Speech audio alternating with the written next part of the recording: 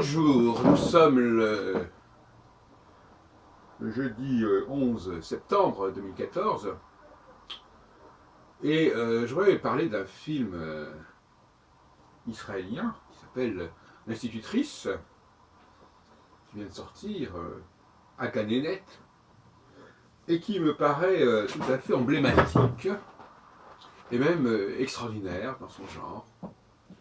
C'est presque une sorte de parabole en fait, moi je le vois comme ça. Voilà un petit garçon de, je sais pas, 5 ans, Yoav, Joab en français, qui a des dons poétiques, qui est capable de produire des poésies remarquables. Et toute l'histoire tourne autour de deux femmes qui utilisent de diverses façons le talent de ce petit garçon.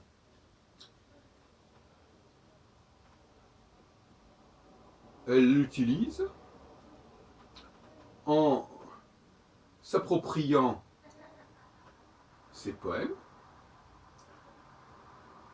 L'une le fait dans une sorte de spectacle, l'autre le fait dans un club de poésie, et elle récolte, bien entendu, les félicitations. Notamment la galénette, l'institutrice, la puéricultrice, à deux reprises va s'approprier deux poèmes du petit garçon, à une semaine d'intervalle, je suppose. Et en plus, elle va dénoncer l'autre personne qui utilise aussi ses poèmes. Elle va le dénoncer au père du petit enfant en lui disant, regardez, on vous vole les poèmes de votre enfant, alors qu'elle-même le fait. Donc on est dans une parabole assez extraordinaire de deux femmes qui ont un rapport extrêmement ambigu par rapport à la création du petit garçon. Alors on pourrait transposer, ça peut ne pas être un petit garçon, ça peut être un homme beaucoup plus âgé. Le problème resterait le même, à savoir qu'est-ce que c'est que cette appropriation, alors qu'elle-même, en tout cas elle, l'institutrice elle-même, fait des poèmes. Et alors le responsable du club dit oui, les premiers poèmes que vous avez faits, ça ne m'avait pas frappé. Et ce n'est que lorsqu'elle commence à déclamer les poèmes de cet enfant qui est sous sa surveillance, que il la remarque, il la félicite, il l'invite à des réunions. Et alors, à un moment donné, elle change de politique. On ne comprend pas très bien. À un moment donné, elle vient à une réunion avec le petit garçon qui va déclamer lui-même ses poèmes. Et à ce moment-là, ça ne passe plus. C'est-à-dire que ces poèmes qui avaient été déclamés par l'enfant ne passent pas. Et le même poème déclamé par une femme passe. Donc il y a toute une philosophie, toute une anthropologie du masculin et du féminin, de la femme qui éventuellement est plus capable que l'homme de faire passer les productions de l'homme, pourquoi pas, en effet, et qui est évidemment tentée par l'ambiguïté même du langage. Quand je dis l'ambiguïté du langage, je veux dire par là tout simplement le fait que la parole, elle sort de la bouche. Et que, a priori, quand une parole sort de la bouche de quelqu'un, c'est sa parole à lui, à ce quelqu'un. C'est là la très grande imposture, la très grande ambiguïté.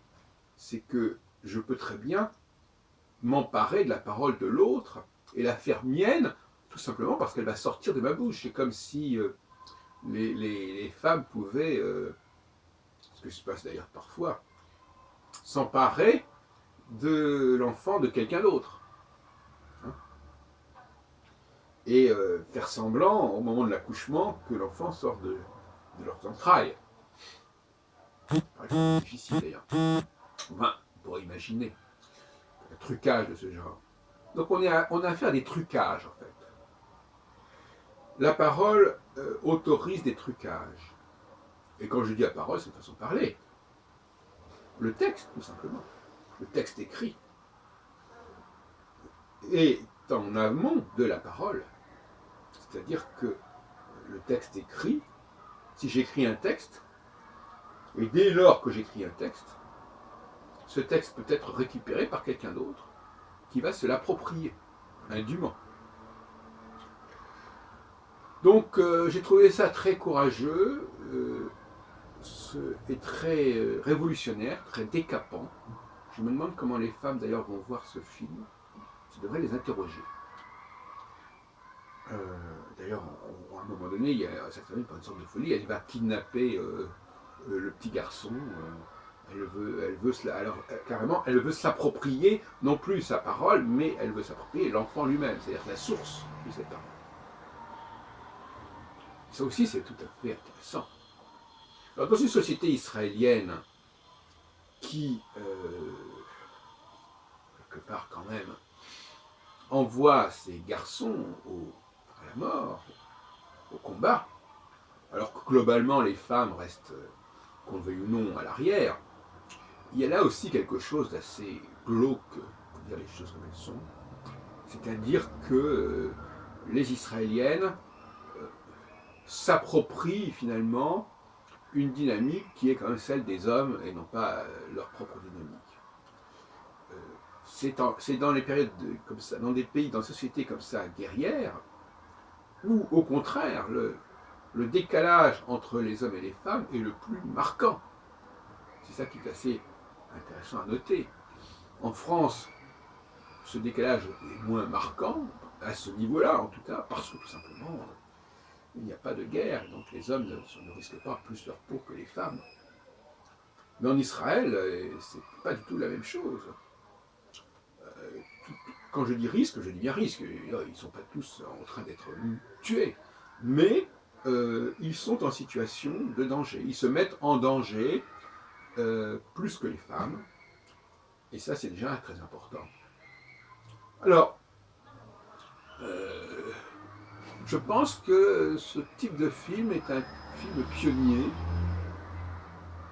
Il serait intéressant comme thématique de le reprendre sous un autre angle, avec d'autres personnages, mais où on aurait la même ambiguïté, à savoir que des femmes s'approprient, avec plus ou moins de scrupules, ou sans plus ou moins de scrupules, de la production d'hommes.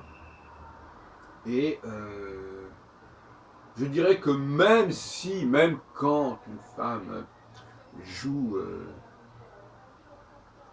interprète un poème, lit un poème, ou quand elle joue du piano, l'œuvre de Bach, ou de Saint-Saëns, ou de Poulenc, peu importe.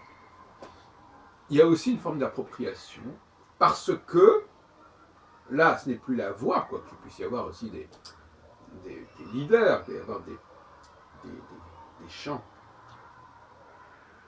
de compositeurs, mais le piano, l'instrument, est lui-même a la même ambiguïté que la parole. C'est-à-dire que on voit la personne qui joue du violon, du violoncelle, de la clarinette et du piano, bien évidemment, et ce sont ses mains qui jouent.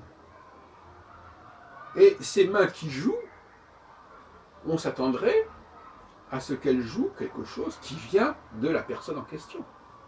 Or, ce n'est pas le cas. Et je ne sais pas à partir de quel moment, qu'est-ce que ça signifie, cette ambiguïté, cette tromperie sur la marchandise. Vous vous rendez compte, donc, le nombre d'occasions qu'il y a de tromper le monde, de tromper son monde, de donner le change. Il y a là une tentation extraordinaire d'appropriation que j'ai toujours dénoncée. Quand bien même, citerait-on l'auteur, en disant je vais vous lire un poème de Baudelaire, de Verlaine, de Rimbaud, où je vais vous interpréter une sonate de Beethoven ou de Mozart, etc. Quand bien même citerait-on l'auteur, ça n'est pas déterminant du moment que le texte, l'œuvre, va émaner, si on peut dire, des mains ou de la bouche d'une femme. Quelque part, ce faisant, de toute manière, elles vous diront qu'elles apportent quelque chose. C'est la fameuse problématique de la valeur ajoutée. Elles sont dans l'appropriation, et je crois que c'est même pas la peine de les raisonner. C'est comme ça, elles sont programmées comme ça, et pour elles, c'est elle qui accouche de l'œuvre. En fait. Une femme qui lit un poème, elle accouche du poème, même si c'est pas son poème. D'ailleurs, quand une femme accouche d'un enfant, ce n'est pas son enfant. Une femme qui accouche d'une œuvre musicale, c'est son œuvre musicale à elle.